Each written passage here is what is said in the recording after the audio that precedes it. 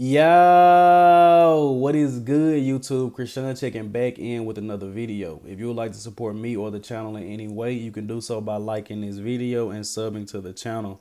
Let's talk bodybuilding. Now, before we get into the first topic of the day, I just wanted to mention to you guys the reason you haven't seen me putting out too many news videos is because I like to actually compile a bunch of updates and put them out. There's a lot of news channels. I'm not going to say any names specifically that'll just talk about one or two topics. And honestly, man, the content is just so repetitive and there isn't much to say on the topic, but I feel like they just stretch the topic out for much longer than it needs to be. So I will still be doing news updates, but only when I have enough to make a significant size video. But 2 days ago, Brett Wilkin announced that he will be doing the Arnold Classic Ohio 2022. And I believe he announced it first on Dennis' podcast, the Menace podcast, and then on Fuad Abiyah's podcast. So Brett Wilkin is 12 weeks out from the Arnold Classic.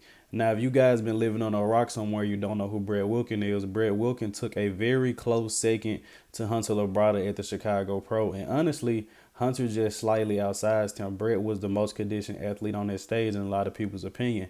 So I want to know you guys' opinion. Do you guys believe Brett Wilkin can win the Arnold Classic? So far, we know Nickwalker isn't doing the show or Ian Valliere. William Bonet could be in the show. Cedric McMillan can be in the show. And a lot of people are seeming to say that Brandon Curry will. I don't believe Brandon will because I think he's more so focused on getting the title and he already spends so much time away from his family. But with the prize money being 200K, I mean, you never know. But Brandon is getting older, so I don't see him really going for the Arnold Classic. You know, competing 2 times a year when you're getting older doesn't really make much sense. So me personally, I think Brandon Curry won't be at the Arnold Classic. But do I believe Brett Wilkin can win the Arnold Classic? Honestly, I'm not sure because I have a couple of other guys that are doing the Arnold that I'm going to talk about later in this video. Brett potentially can. The only knock, and I mean the only knock I have on Brett Wilkin is he's slightly narrow in the clavicles. But other than that, man, Britton is an amazing athlete, and I'm pretty sure he's going to be improved from Chicago. Now, think about it. I mean, this is all speculation. If Brett Wilkin almost beat Hunter Labrada at the Chicago Pro, arguably should have beat Hunter Labrada, and Hunter Labrada just placed fourth at the Mr. Olympia. Now, I know this is all talk, guys, but this is what we have to do in the sport of bodybuilding. Does that mean that Brett Wilkin could be a potential top 5, top 6 Olympian? In my opinion, of course, man, honestly, Brett just needs to put on a little more size, and he's going to be insane. He honestly isn't missing anything at all. And in our next story of the day, we actually have an update from the 2021 Indy Pro winner, Justin Rodriguez. Justin Rodriguez also placed second to Nick Walker at the New York Pro, also placed fourth at the Arnold Classic, and I believe Justin placed eighth right behind Ian Valliere at the 2021 Mr. Olympia. Now, Justin isn't talked about a lot, man, but he is one of my favorite physiques in bodybuilding. Just looking real quick, his triceps do seem to be a little flat. But other than that, man, if Justin is able to keep his midsection in check, he is one of the most aesthetic guys in the men's open bodybuilding. And he is still somewhat, not necessarily a mass monster, but I don't know. I mean, Justin does get upwards of 300 pounds in the offseason. I think I've seen him as high as 310. I'm not sure exactly how tall he is. He's about 5'10". But as you guys know, Justin Rodriguez will also be doing the Arnold Classic. And with him coming off a fourth place placing and two of the guys that just placed ahead of him won't be there, Justin definitely has to be one of the favorites. And when I was thinking about can Brett Wilkin win an Arnold, I'm not sure because Brett's knock is he's kind of narrow and Justin Rodriguez is very, very wide. So, and like the front lat spread, the back lat spread, I mean, it's going to be hard for a guy like Brett to beat a guy like Justin that's so huge. And Justin has been nailing his condition recently, but it's going to be very interesting to see. But you guys definitely watch out for Justin Rodriguez going into this Arnold Classic. And in our next update of the day, we have a couple of physique updates from Nick Walker. And oh my God, look at this side chest, guys. This is next level, man. This is just insane.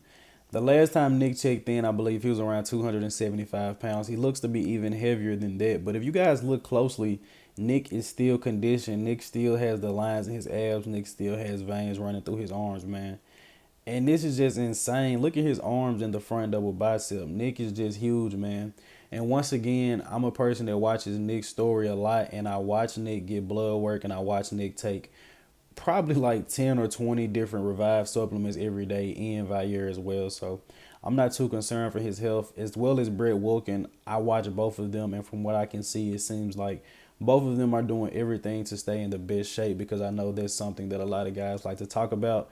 when you see bodybuilders getting this big, man. But this is incredible, and I'm excited to see the improvements that Nick can make and bring to the Mr. Olympia stage next year, man. It's like every update, Nick gets better and better. Do you guys believe that Nick Walker can win the Mr. Olympia maybe as soon as next year? Not in the future. And I know it's early, but do you guys think Nick Walker can pull it off and win the Mr. Olympia on his second try? And just to briefly touch on the topic of Nick Walker training with Blessing Awodabo, I'm pretty sure you guys seen this one about 2 or 3 days ago. You guys should go over to Nick Walker's channel on YouTube and actually watch this full video. It's an amazing training video, and Blessing gives a lot of respect for Nick. And just from the Instagram banter, I feel like a lot of people don't really know the type of guy that Blessing is. But watching that video in specific, and also Blessing did an interview on Fuad's podcast. It was an RBP podcast, just a one-on-one, and you guys can really get to know the type of guy that Blessing is. Both of these guys are amazing athletes. And in our next update of the day, we're actually going to be taking a look at Keone Pearson. And Keone is about 211 pounds in this photo, I believe. And Keone's cutoff for classic physique is 180 pounds. Now, before putting out this video, I briefly seen a thumbnail of NSP saying that Keone Pearson will be prepping for 2022 naturally. Now, I didn't actually watch that, and I haven't actually heard that myself, but this is just something I've seen. So that would be interesting if Keone is deciding to prep naturally. But this isn't meant to put Keone down in any way. But honestly, looking at the physique on the left, Keone doesn't seem to have the smallest waist. Now, when Keone pulls the vacuum, his waist looks very small. And in one of his last competitions, someone also pointed that out. But maybe once Keone dies down, his waist will look even smaller and he'll look even more classic. But I mean, he is 211 pounds right now. So to me, he still looks a lot like a 212 athlete. But I have seen Keone more conditioned, and I have seen him compete in classic, which maybe his best look, and I know his favorite look personally was his New York Pro look from the classic physique division. I might put that up in a video as well. But I'm excited to see what Keone is going to bring to the stage, man. Honestly, if Keone wants to go to classic physique, I'm perfectly fine with that. I have nothing against him, but I believe he belongs in the 212 division just because he has to cut down so low. And I know Keone likes to eat, and I believe he may have a problem trying to stay in that classic physique weight cap.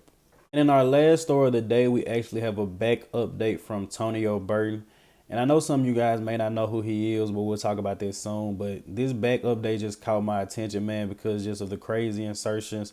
And honestly, he has an amazing back. But Tonio Burton actually was a 212 competitor, but I believe he's moving up fully to the open class.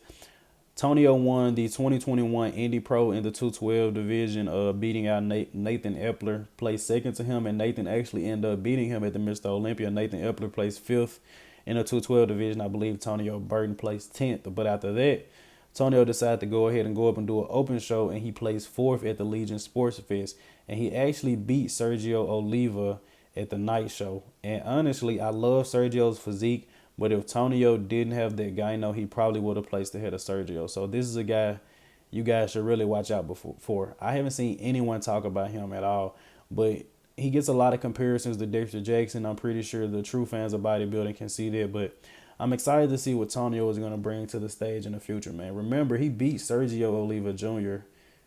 at the night show, and arguably could have beat him in the show if he didn't have the gyno, in my opinion. And he also alluded to the judges saying, what did he need to improve on? And he alluded that the judges mostly just talked about his gyno some. And of course, he needs to put on a little more size, seeing that he just came from the 212 division. But the future for this guy is very bright, man. Excited to see what he's going to do this next season. Not sure which shows he has in mind. I'm not sure if he's going to take this season off and try to grow. I mean, he just placed fourth at the Legion Sports Fest, so seems like he already has enough size to be placing pretty high in the open class. So I suggest he go ahead and go for it. But more than likely, I'm guessing he may do the Indy Pro, but just in the open class because he did win the 212 division. But anyway, I hope you guys did indeed enjoy this video, man. Like, comment, and sub. I'm out.